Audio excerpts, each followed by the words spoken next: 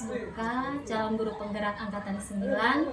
Saat ini saya bersama dengan Ibu Kepala Sekolah UPTD SMP Negeri 12 Kupang. Pada Ibu saya persilakan untuk memperkenalkan diri.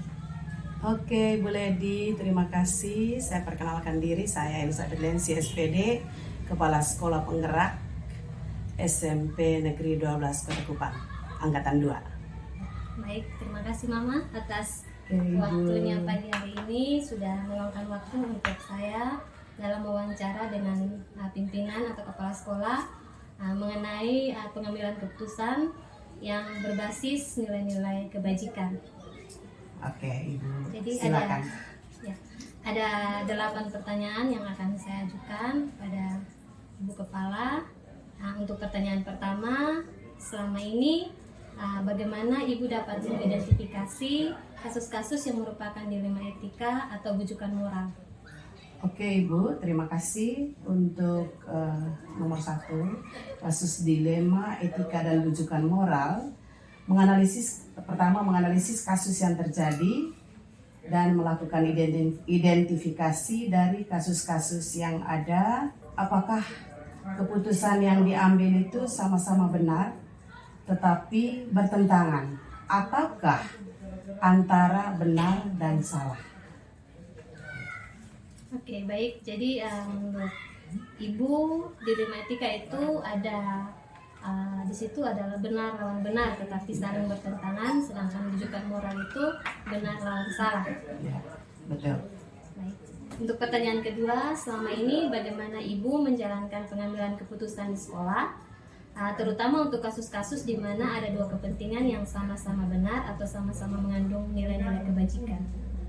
Oke, Ibu, sebelum mengambil keputusan, pertama melakukan penelusuran masalah. Nah, dalam penelusuran masalah ini kita bisa melihat fakta yang terjadi. Ya, dari fakta yang terjadi, kita juga melihat pihak yang terlibat, dan kita harus menganalisis benar atau salah dalam mengambil kesimpulan sebagai dasar dalam pengambilan keputusan dan mencari alternatif atau solusinya. Nah, dengan mengutamakan keberpihakan pada murid dan bertanggung jawab serta memegang teguh kebijaksanaan. Oke, baik. Yang Ibu katakan tadi, yang pertama itu harus ada penelusuran masalah, ya. Kemudian melihat fakta yang terjadi, pihak-pihak yang terlibat, ya. Kemudian menganalisis benar atau salah, ya. Mengambil kesimpulan, kemudian mencari alternatif solusi, ya. Kemudian mengambil keputusan. Ya, betul.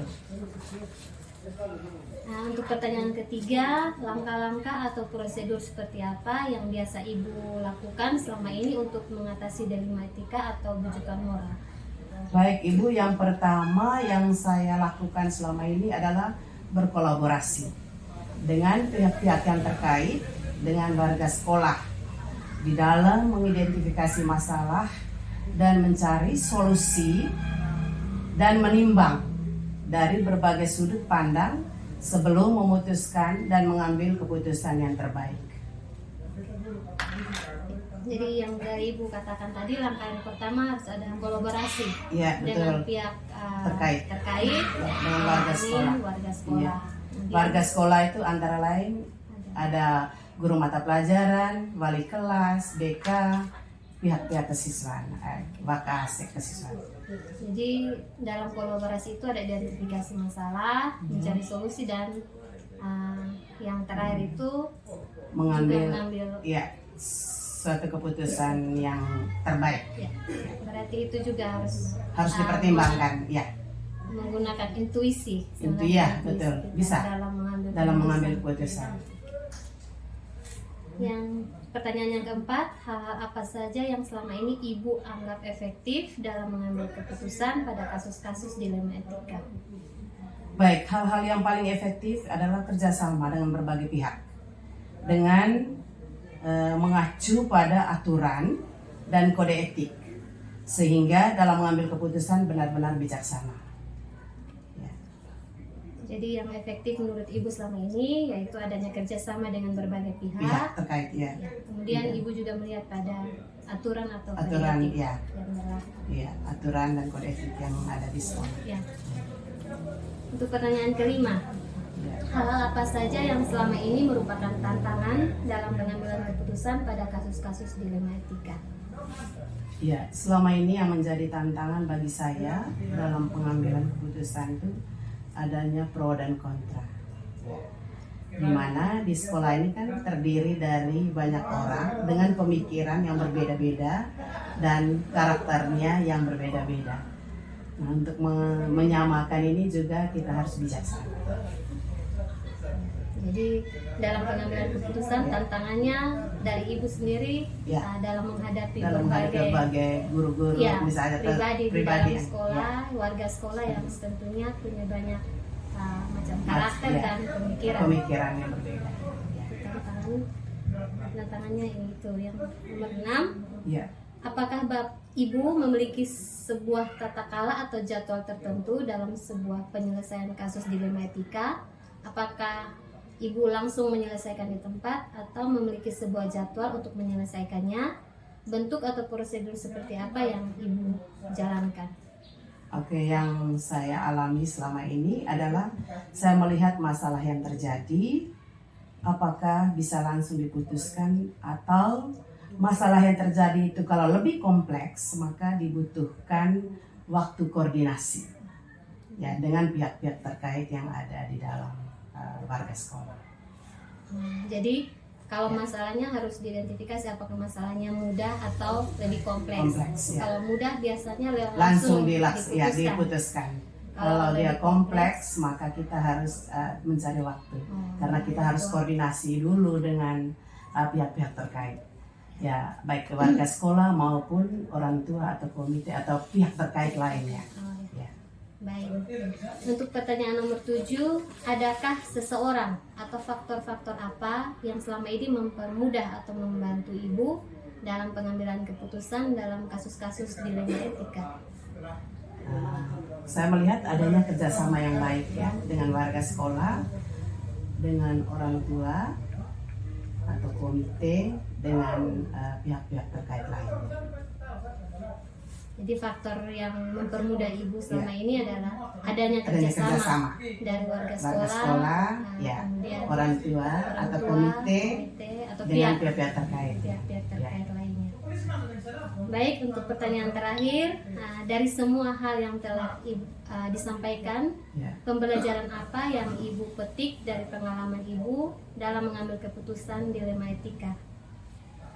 Baik, tentu yang saya dapatkan dari pengalaman yang ada, saya lebih bijaksana dalam mengambil keputusan yang sesuai dengan nilai-nilai kebijakan, nilai-nilai kebijakan ya, nilai-nilai yang baik dan berpihak pada murid dan membuat murid itu merasa bahagia atau student well-being. Ya, baik Ibu. Jadi dari yang Ibu sampaikan, pembelajaran yang Ibu dapatkan yaitu Ibu menjadi lebih bijaksana tentunya dalam mengambil keputusan. Ya. Kemudian keputusan yang Ibu ambil juga lebih berpihak Berpihak pada pada murid. murid, ya. Nah, pastinya juga keputusan yang Ibu ambil juga bertanggung jawab. Dan yang tadi Ibu sampaikan membuat murid menjadi bahagia. Student well-being. Oke, baik. Oke, Ibu, sekian pertanyaan-pertanyaan dalam wawancara kita kali ini. Saya ucapkan sekali lagi terima kasih kepada Ibu Kepala Sekolah, Ibu Elizabeth Lensi, Sarjana Pendidikan, sudah meluangkan waktu untuk melakukan wawancara kita pada pagi hari ini. Terima siang, kasih Ibu. Ibu Lady, sukses untuk guru penggerak ya, calon guru penggerak. Ya, Semangat. sama-sama, Ibu. Ya. Terima kasih Ibu, selamat siang. Selamat siang.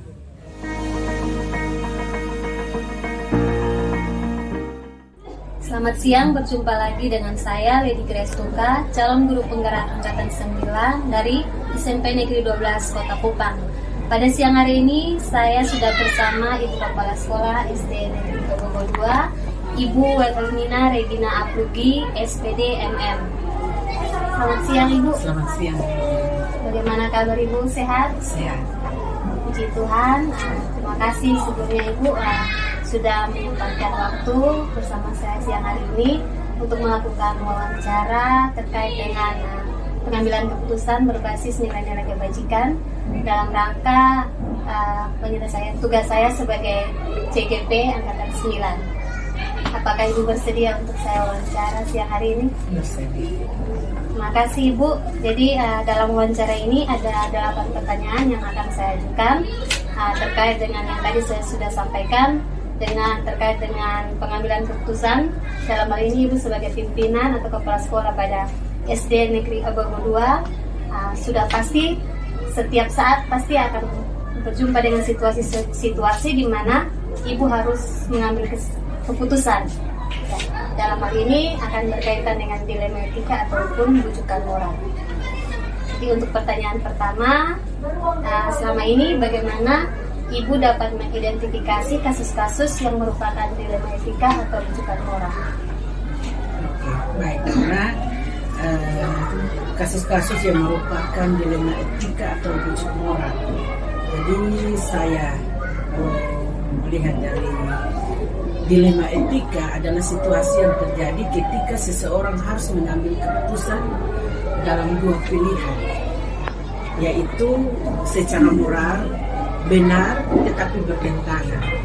Kemudian etika untuk menghadapinya situasi dilema etika adalah nilai-nilai kebijakan yang mendasar yang bertentangan seperti cinta kasih, kasih sayang, keadilan, kebebasan, persatuan, toleransi, dan tanggung jawab dalam kehidupan. Nah, pertanyaan Nona tentang kasus-kasus yang merupakan dilema etika atau bujuk moral adalah pertama-tama saya harus melihat dari segi apabila kasus tersebut melanggar hukum, maka sudah tentu benar lawan salah. Namun jika masih dikatakan benar lawan benar, maka dilema etika. Dengan cara menganalisanya, maka keputusan akan diambil antara benar dan salah, ataukah benar dan benar. Kalau dilema etika lebih menekankan pengambilan keputusan yang tepat dalam kebijakan, maka keputusan yang salah di dalamnya akan terjadi dalam bujukan. Itu yang saya bisa menjelaskan dengan bagaimana situasi untuk mengidentifikasikan kasus-kasus yang merupakan dilema etika. Begitu. Baik, jadi yang tadi Ibu katakan harus dianalisa dulu kasusnya analisa seperti apa sebelum mengambil keputusan, apakah yang Ibu ambil ini benar lawan benar namun bertentangan. Dalam hal ini ada dilema etika atau benar lawan salah. Dalam hal ini bujukan moral. Oke. Baik, untuk pertanyaan kedua, selama ini bagaimana Ibu menjalankan pengambilan keputusan di sekolah Ibu, terutama untuk kasus-kasus di mana ada 2 kepentingan yang sama-sama benar atau sama-sama mengandung nilai-nilai kebajikan? Pengambilan keputusan di sekolah, terutama kasus-kasus di mana ada 2 kepentingan yang sama, benar atau sama-sama mengandung nilai kebijakan, maka sebelum itu terlebih dahulu kita kumpulkan fakta. Setelah kita kumpulkan fakta, kita harus menganalisa atas kebenaran dan kesalahan. Setelah itu kita harus bisa membuat alternatif solusi dan membuat keputusan. Kemudian kita merefleksikan. Nah, semua itu yang ada kita juga harus membawa dalam pencerahan atau dalam doa, karena ini mengandung permasalahan yang harus kita mencari jalan keluar. Dan setelah itu juga kita harus, setelah kita mengidentifikasikan masalah, maka kita bentuk dalam kesimpulan, karena analisa pasti ada kesimpulan. Setelah kesimpulan, itu yang menjadi dasar untuk kita mengambil keputusan. Terutama kita prioritaskan pihak-pihak yang ada di dalam persoalan tersebut, yaitu yang menjadi pemegang kebijakan. Nah, ini semua tuh akan bertujuan kepada siswa. Kira-kira begitu. Oke. Baik, yang dapat saya simpulkan dari jawaban Ibu, sebelum adanya pengambilan keputusan harus mengumpulkan fakta, kemudian menganalisa, membuat alternatif solusi yang kemudian akan menjadi kesimpulan sebelum keputusan itu diambil.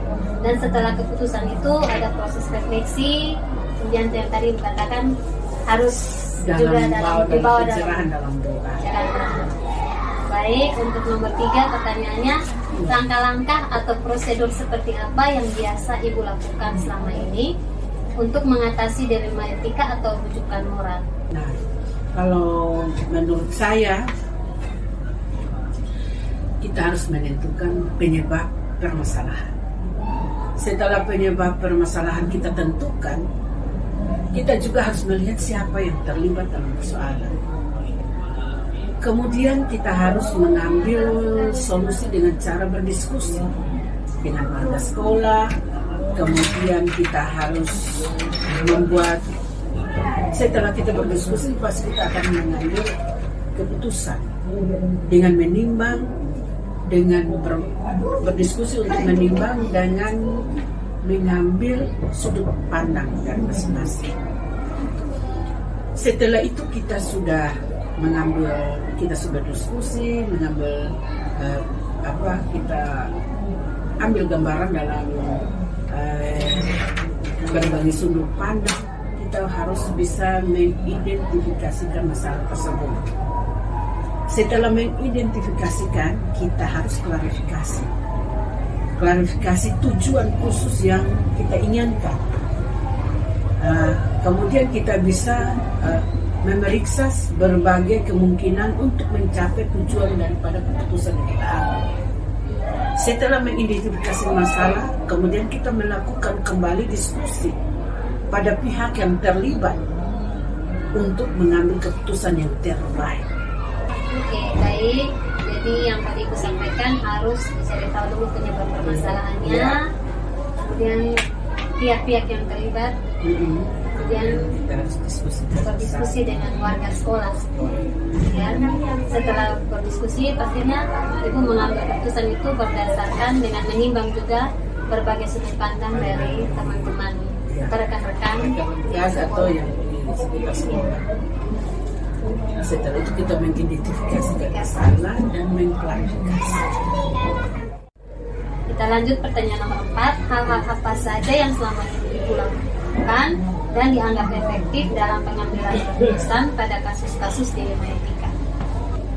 Pertama-tama tuh kita harus bisa menelaah.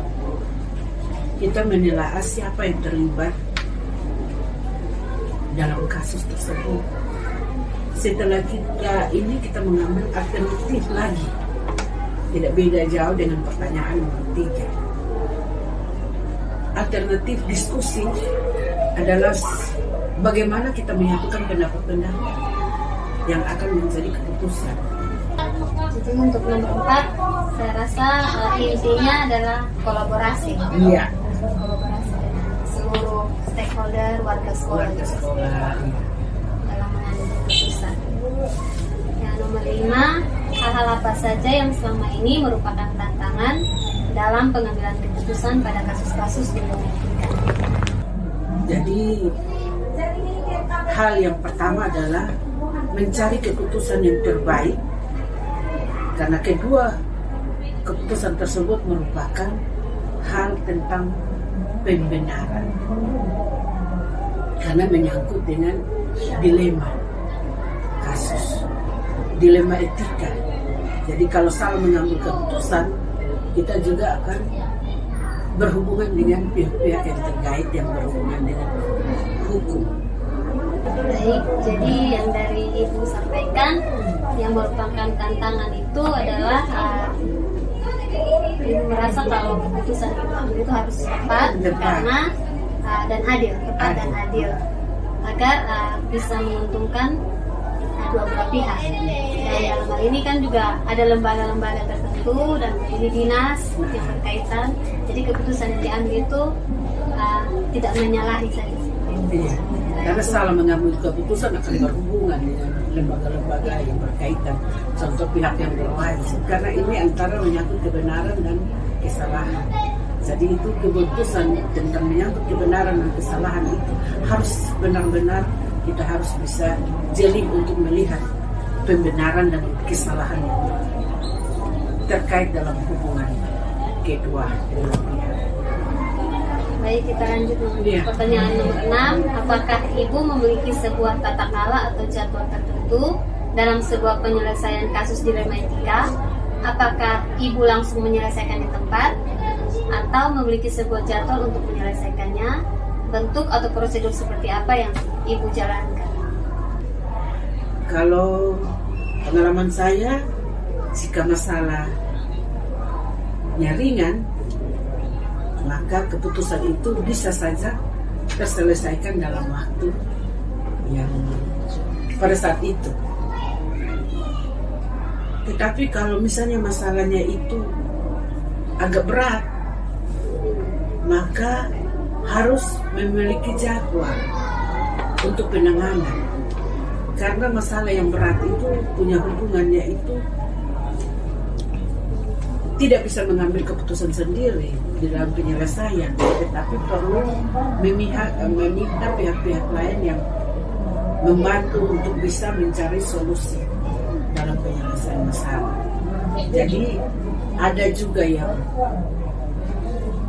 pada saat itu bisa diselesaikan, itu dianggap dengan masalah ringan. Kalau masalah berat, ya tentu kita harus minta dari berbagai pihak untuk bisa membantu mencari jalan keluar. Kira-kira begitu.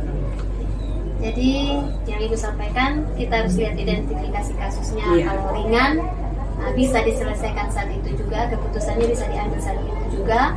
Kalau masalahnya lebih kompleks, maka butuh waktu untuk penanganan dan dengan melibatkan pihak-pihak terkait. Untuk pertanyaan nomor 7, adakah seseorang atau faktor-faktor apa yang selama ini mempermudah atau membantu ibu dalam mengambil keputusan dalam kasus-kasus dilema etika? Pertama, kalau pengalaman saya adalah bahwa kita harus mengajak warga sekolah, kemudian wali murid, orang tua yang memiliki kedekatan dalam permasalahan dalam pihak yang terkait, dalam permasalahan antara aturan yang berlaku di dalam sekolah, sehingga dalam keterkaitan pokok masalah atau persoalan itu bisa terselesaikan dengan baik. Berarti harus ada kerjasama dengan warga sekolah, dengan orang tua wali, komite, ataupun tokoh-tokoh masyarakat terkait, dan juga tadi mungkin keluarga. Keluarga. Pertanyaan terakhir, dari semua hal yang telah disampaikan, pembelajaran apa yang ibu petik dari pengalaman ibu dalam mengambil keputusan dilema etika? Dari semua hal yang disampaikan dalam pembelajaran ini dengan pengalaman yang diambil dalam mengambil keputusan dilema etika itu adalah salah satunya saya bisa menjadi bijak dalam menganalisa sebuah permasalahan yang dijadikan pertimbangan dan solusi. Yang kedua adalah setiap pengambilan keputusan dilaksanakan sesuai dengan nilai kebijakan, sehingga dari berbagai pihak, murid, guru, setiap pengambilan keputusan pasti memiliki risiko. Maka dari itulah buat suatu keputusan yang terhindar daripada sebuah risiko yang terjadi.